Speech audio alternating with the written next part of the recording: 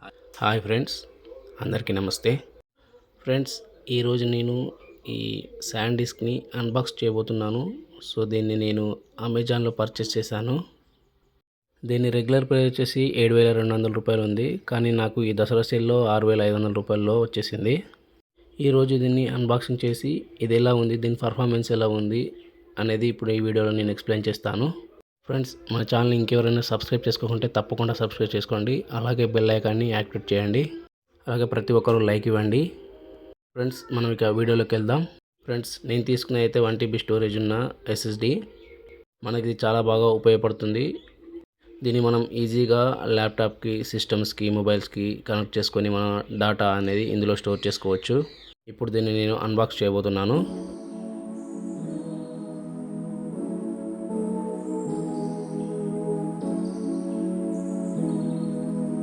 ఇందులో మనకు SSD ఉంది ఫస్ట్. తర్వాత మనకు ఒక యూజర్ గైడ్ అనేది ఇవ్వడం జరిగింది. అలాగే మనకు ఇందులో ఒక USB పిన్ అండ్ అలాగే Type-C to C ఒక కేబుల్ అనేది ఇవ్వడం జరిగింది. కేబుల్ అయితే చాలా హార్డ్గా ఉంది. ఇది ఫ్రెండ్స్ మనకు బాక్స్లో వచ్చిన కంటెంట్ అయితే. మనం ఈ కేబుల్ని ఉపయోగించి ఒక సైడు SSDని, మరో సైడ్ని మన మొబైల్కి పెట్టి మనం మొబైల్తో ఆపరేట్ చేసుకోవచ్చు. అండ్ అలాగే తర్వాత చూసుకున్నట్టయితే మనకు ఈ USB పిన్ ఉంది కదా, సో దీన్ని మనం సిస్టమ్స్కి, ల్యాప్టాప్స్కి కనెక్ట్ చేయాలనుకున్నప్పుడు యూజ్ చేస్తారు. సో దీన్ని మనం ఇందులో ఫస్ట్ ఇన్సర్ట్ చేయాలి. ఇన్సర్ట్ చేసిన తర్వాత మనం దాన్ని ల్యాప్టాప్ పెట్టేసి ఈ సైడ్ని మనం SSDకి ఇలా పెట్టుకోవాలి. సో ఈ విధంగా ఫిక్స్ చేసుకొని మనం దీన్ని సిస్టమ్స్తో కానీ ల్యాప్టాప్తో కానీ యూజ్ చేసుకోవచ్చు. ఇక మనం దీని బిల్డ్ క్వాలిటీ కనుక చూసుకున్నట్టయితే మిగతా SSDలతో పోలిస్తే కొంచెం స్ట్రాంగ్గా ఉంది. సో దీనికంటే సామ్సంగ్ అనేది ఇంకా బాగుంటుంది. కింది సైడ్లో దీనికి Type-C పోర్ట్ అనేది ఇవ్వడం జరిగింది. ఇటు చూసుకున్నట్టయితే మనకి రబ్బర్ ఫినిషింగ్తో వస్తుంది. సో దీని ద్వారా ఈ కింద పడ్డా కానీ డ్యామేజ్ కాకుండా ఉంటుంది. అలాగే చూసుకున్నట్టయితే మనకు IP55 రేటింగ్తో రావడం జరిగింది. సో చిన్న చిన్న వర్షానికి ఇది సర్వే కాగలదు, కానీ వాటర్లో పడితే మాత్రం పనికిరాదు. ఇక మనకు ఈ USB పిన్ కూడా చాలా క్వాలిటీగానే ఉంది. ఇందులో వచ్చిన మనకు ఈ Type-C కేబుల్ కనుక చూసుకున్నట్టయితే చాలా హార్డ్గా ఉంది. ఇలా ఉండడం వల్ల త్వరగా బ్రేక్ అయ్యే ఛాన్స్ ఉంది. ఫ్రెండ్స్, ఇప్పుడు నేను దీన్ని డెస్క్టాప్కి కనెక్ట్ చేయబోతున్నాను. సో నా PC కనెక్ట్ చేసి దీని పర్ఫార్మెన్స్ ఎలా ఉందని నేను మీకు చూపిస్తాను. సో కనెక్ట్ అయితే చేయడం జరిగింది. సో ఫ్రెండ్స్, చూశారు కదా, మనకు కనెక్ట్ అయితే అయిపోయింది మొత్తానికి. సో ఇప్పుడు దీన్ని మనం ఓపెన్ చేసి చూద్దాం. ఇక్కడ మనకు 2 ఫైల్స్ ఇవ్వడం జరిగింది. ఒకటి మ్యాక్కి అండ్ అలాగే ఇంకోటి విండోస్కి ఇవ్వడం జరిగింది. సో ఇప్పుడు నేను విండోస్ వాడుతున్నాను కాబట్టి దీన్ని ఇన్స్టాల్ చేసి చూపిస్తాను. సో దీనిపైన క్లిక్ చేయాలి ఫస్ట్ మనం. ఫ్రెండ్స్, ఈ సాఫ్ట్వేర్ అనేది మనకు ఈ యొక్క SSDని లాక్ చేసుకోవడానికి, అన్లాక్ చేసుకోవడానికి ఉపయోగపడుతుంది.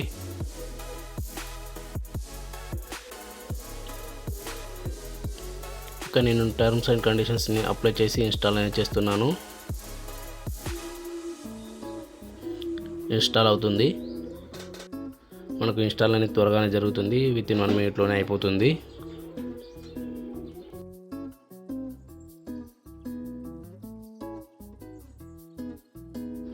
ఇన్స్టాల్ అయిపోయింది. ఫ్రెండ్స్, ఇక్కడ చూడండి, మనం ఇన్స్టాల్ చేసాం కదా SanDisk సెక్యూరిటీ అని. సో దీన్ని ఓపెన్ చేయాలి ఫస్ట్ మనం. ఫ్రెండ్స్, మనం ఇక్కడ పాస్వర్డ్ అనేది సెట్ చేసుకోవాలి. సో దాని ద్వారా మన డివైస్ అనేది లాక్ అయిపోతుంది. ప్రజెంట్ ఇక్కడ నేను ఒక పాస్వర్డ్ అనేది సెట్ చేస్తాను. సో మనం ఫస్ట్ పాస్వర్డ్ అనేది ఇచ్చుకున్న తర్వాత కింద వెరిఫై పాస్వర్డ్, సేమ్ పాస్వర్డ్ అనేది ఇచ్చుకోవాలి.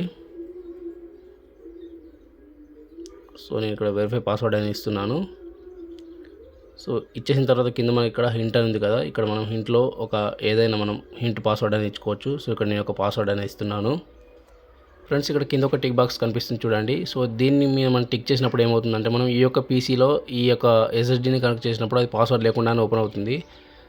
లేదు నేను ప్రతిసారి పాస్వర్డ్ ఎంటర్ చేస్తాను అనుకుంటే ఓకే, లేదంటే ఈ టిక్ బాక్స్ని మనం టిక్ చేసుకోవచ్చు. సెట్ పాస్వర్డ్ పైన నేను క్లిక్ చేస్తున్నాను. సో నా పాస్వర్డ్ అనేది ఓకే అయిపోయింది. తర్వాత చూడండి, మనకి ఇక్కడ మన పాస్వర్డ్ని రిమూవ్ చేయాలనుకుంటే ఇక్కడ మనకు ఒక బాక్స్ వచ్చింది. సో ఇందులో మనం ఇంతకుముందు ఏదైతే పాస్వర్డ్ ఇచ్చామో ఆ పాస్వర్డ్ని టైప్ చేసి మనం పాస్వర్డ్ అనేది రిమూవ్ చేసుకోవచ్చు. ఒకవేళ మనం పాస్వర్డ్ చేంజ్ చేసుకోవాలనుకుంటే కింద చేంజ్ పాస్వర్డ్ ఉంది కదా, దానిపైన క్లిక్ చేసి చేంజ్ చేసుకోవచ్చు. ఫ్రెండ్స్, ఇప్పుడు నేను SSDని రిమూవ్ చేస్తున్నాను. సో రిమూవ్ చేశాను. అండ్ అలాగే ఇప్పుడు నేను దీన్ని ఒకసారి మళ్ళీ కనెక్ట్ చేసి చూస్తాను. సో కనెక్ట్ అయిన తర్వాత మనకు పాస్వర్డ్ అడుగుతుందో లేదో చూద్దాం. ఇప్పుడు నేను మళ్ళీ కనెక్ట్ చేశాను. సో చూడండి, ఇక్కడ మనకు కనెక్ట్ అయిపోయింది. ఇక్కడ మనకి లాక్ అయినట్టు చూపిస్తుంది. మనకు స్టోరేజ్ ఎంత ఉందనేది SSD చూపించడం లేదు. సో ఇప్పుడు నేను దీన్ని పాస్వర్డ్ అన్లాక్ చేసి చూపిస్తాను. ఒకసారి నేను బ్యాక్ వెళ్ళి SanDisk సెక్యూరిటీ ఓపెన్ చేస్తాను. ఫ్రెండ్స్, ఇక్కడ నేను ఇంతకుముందు ఏదైతే పాస్వర్డ్ ఇచ్చానో ఆ పాస్వర్డ్ అనేది ఇక్కడ ఎంటర్ చేస్తున్నాను. ఎంటర్ చేసిన తర్వాత నేను ఇక్కడ అన్లాక్ డివైస్ పైన క్లిక్ చేశాను. సో ఆటోమేటిక్గా నా డివైస్ అనేది అన్లాక్ అయిపోయింది. ఇక్కడ చూడండి, మన డ్రైవ్ అనేది అన్లాక్ అయిపోయిందని చూపిస్తుంది. ఫ్రెండ్స్, ఇక్కడ చూడండి, నేను అన్లాక్ చేసిన తర్వాత ఇక్కడ మనకు డివైస్ అనేది వచ్చింది. దీన్ని ఒకసారి ఓపెన్ చేసి చూద్దాం. సో చూడండి, మనకు ఓపెన్ అయిపోయింది. ఇప్పుడైతే ఇప్పుడు మనం బ్యాక్ వెళ్ళిపోయి దీని స్పీడ్ టెస్ట్ చేద్దాం. ఇప్పుడు మనం దీని స్పీడ్ని టెస్ట్ చేయాలంటే మనకు స్పీడోమీటర్ అనే ఒక సాఫ్ట్వేర్ అవసరం ఉంటుంది. సో దాన్ని మనం ఇప్పుడు డౌన్లోడ్ చేయాలి. సో ఫస్ట్ ముందుగా మనం క్రోమ్ బ్రౌజర్ ఓపెన్ చేసుకోవాలి. ఓపెన్ చేసుకున్న తర్వాత ఇక్కడ మనం ఏం టైప్ చేయాలంటే ఇక్కడ మనం క్రిస్టల్ డెస్క్ మార్క్ అని టైప్ చేయాలి. సో క్రిస్టల్, సో ఆల్రెడీ వచ్చేసింది. ఇక్కడ చూడండి, మనకు ఫస్ట్ ఆప్షన్ ఉంది కదా, సో దీనిపైన క్లిక్ చేయండి. ఫ్రెండ్స్, ఇక్కడ క్లిక్ చేసిన తర్వాత చూడండి, ఇక్కడ మనకు గ్రీన్ కలర్లో ఉంది కదా క్రిస్టల్ డెస్క్ మార్క్ అని. సో దీనిపైన ట్యాప్ చేయాలి. ఇక్కడ చూడండి, మనకు సెకండ్స్లు పడుతున్నాయి గ్రీన్లో కింద. సో 2, 1. సో మనకి ఇప్పుడు ఆటోమేటిక్గా డౌన్లోడ్ అనేది స్టార్ట్ అయిపోతుంది. సో డౌన్లోడ్ అయిపోయింది. సో చూడండి, ఇక్కడ డౌన్లోడ్ అయిపోయింది. ఇప్పుడు దీన్ని మనం ఇన్స్టాల్ చేయాలి. సో దానిపైన టైప్ చేద్దాం. సో ఒక టర్మ్స్ అండ్ కండిషన్స్ ఇచ్చేసి మనం నెక్స్ట్ పైన క్లిక్ చేసి ఇన్స్టాల్ అనేది చేయాలి.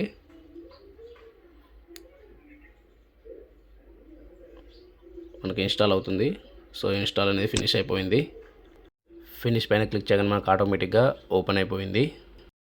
ఫ్రెండ్స్, మనం ఫస్ట్ దేన్ని టెస్ట్ చేయాలనుకున్నామో సో దాన్ని ఇక్కడ మనం సెలెక్ట్ చేసుకోవాల్సి ఉంటుంది. సో మనకి ఇప్పుడు ఇక్కడ చూసుకున్నట్టయితే మనకు ఆప్షన్స్లోకి వెళ్ళాక ఇక్కడ మనకు హెచ్లో ఉంది మన SSD అనేది. ఒకసారి చూపిస్తాను చూడండి. సో మనం కనెక్ట్ చేసింది చూడండి, ఇక్కడ మనకు హెచ్లో ఉంది. సో హెచ్ని సెలెక్ట్ చేసుకున్న తర్వాత మనది 1050 MB స్పీడ్ అని ఇచ్చారు కాబట్టి మనం 1 GB స్పీడ్లో టెస్ట్ చేయాలి. సో 1 GB సెలెక్ట్ చేసుకొని ఇక్కడ ఆల్ పైన క్లిక్ చేస్తున్నాను. సో ఈ ప్రాసెస్ అనేది మనకు కొంచెం జరగడానికి కొంచెం టైం పడుతుంది. సో నేను ఈ వీడియోని ఫార్వర్డ్ చేస్తాను.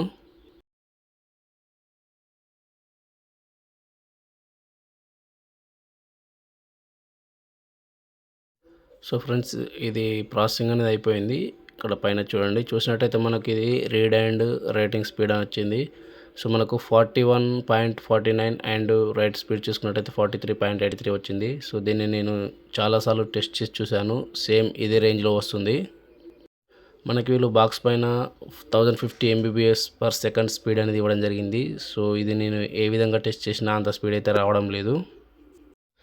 నేను ఇందులోకి కొన్ని ఫైల్స్ అనేటివి కాపీ చేయడం జరిగింది. అలాగే ఈ SSD నుండి సిస్టమ్కి ఫైల్స్ అనేటివి కాపీ చేయడం జరిగింది. సో అక్కడ స్పీడ్ ఎంత ఉందనే నేను చూపిస్తాను చూడండి మీకు.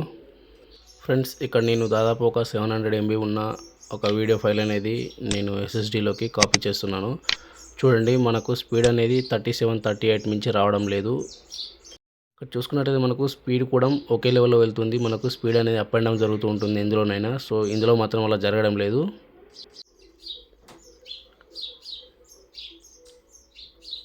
ఓకే, మనకి ఇది కాపీ అయిపోయింది. సో ఇప్పుడు నేను ఇందులో నుంచి సిస్టమ్కి ట్రాన్స్ఫర్ చేసి చూపిస్తాను.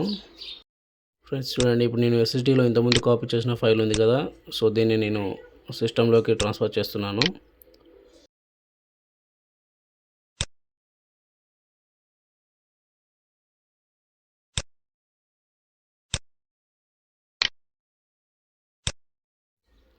సో చూడండి, ఇక్కడ కూడా స్పీడ్ అనేది మనకు 38 దాటట్లేదు.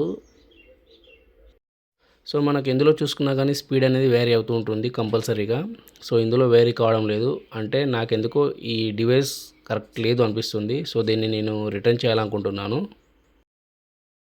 ఇది ఫ్రెండ్స్ మొత్తానికైతే వీడియో. సో ఎవరికైతే స్టోరేజ్ సరిపోవడం లేదని ఫీల్ అవుతున్నారో వాళ్ళకి ఈ డివైస్ అనేది చాలా బాగా ఉపయోగపడుతుంది. అండ్ అలాగే సైజులో కూడా చూసుకున్నట్టయితే ఇది మనకు పొడవు వచ్చేసి 4 ఇంచులు, మనకు వెడల్పు వచ్చేసి 2 ఇంచులు మాత్రమే ఉంటుంది. సో ప్రజెంట్ అయితే నా దగ్గర ఉన్న దానిలో స్పీడ్ అయితే చాలా తక్కువగా చూపిస్తుంది. సో ప్రతి దానిలో ఇలాగే ఉంటుందని నేను అయితే చెప్పలేను. ఎవరైనా ఎక్కువ వీడియోస్ని స్టోర్ చేసేవారు, ఎక్కువ డేటా స్టోర్ చేసుకోవాలనుకునేవారు కావాలనుకుంటే మాత్రం ఇదైతే చాలా బాగా ఉపయోగపడుతుంది వాళ్ళకైతే. సో దీన్ని నేను ఇప్పుడు రీప్లేస్మెంట్ చేయడానికి కారణం ఏంటంటే, ఇది స్పీడ్ అయితే మరీ చాలా అంటే చాలా తక్కువగా ఉంది. మరీ 40 ఎంబీపీఎస్ స్పీడ్ అంటే చాలా తక్కువ. సో మనకు వీళ్ళు మెన్షన్ చేసింది 1050 ఎంబీపీఎస్ స్పీడు. సో కనీసం అట్లీస్ట్ 400-500 అయినా రావాలి. సో ఈ డివైస్ని నేను చాలామంది దగ్గర చూశాను, కనీసం 400-500 వచ్చింది వాళ్ళకి. సో అట్లీస్ట్ ఇది అంత కూడా రావట్లేదు. సో ఎప్పుడైనా మనం హెవీ ఫైల్స్ ట్రాన్స్ఫర్ చేయాలనుకున్నప్పుడు కొంచెం ఇబ్బంది అవుతుంది.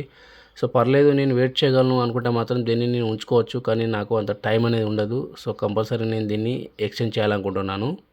కానీ డేటా స్టోరేజ్ పరంగా మాత్రం చూసుకున్నట్టయితే చాలా అంటే చాలా బాగుంటుంది. ఇది బిల్డ్ క్వాలిటీ కూడా చాలా బాగుంది. మిగతా వాటితో కంపేర్ చేసినట్టయితే మాత్రం చాలా అంటే చాలా బాగుంటుంది దీని బిల్డ్ క్వాలిటీ. ఫ్రెండ్స్, ఈ డివైస్ని ఎవరైనా పర్చేస్ చేయాలనుకుంటే కింద నేను డిస్క్రిప్షన్లో లింక్ ఇస్తాను. సో లింక్ పైన ట్యాప్ చేసి మీరు హ్యాపీగా పర్చేస్ చేసుకోవచ్చు. ఓకే ఫ్రెండ్స్, ఇది మొత్తానికి వీడియో అయితే. సో మన ఛానల్లో ఇలాంటి అన్బాక్సింగ్ అనేటివి ముందు చాలా రావడం జరుగుతుంది. ఇంకా ఎవరైనా మన ఛానల్ని సబ్స్క్రైబ్ చేసుకోవాలనుకుంటే తప్పకుండా సబ్స్క్రైబ్ చేసుకోండి. అలాగే బెల్ ఐకాన్ని యాక్టివేట్ చేయండి.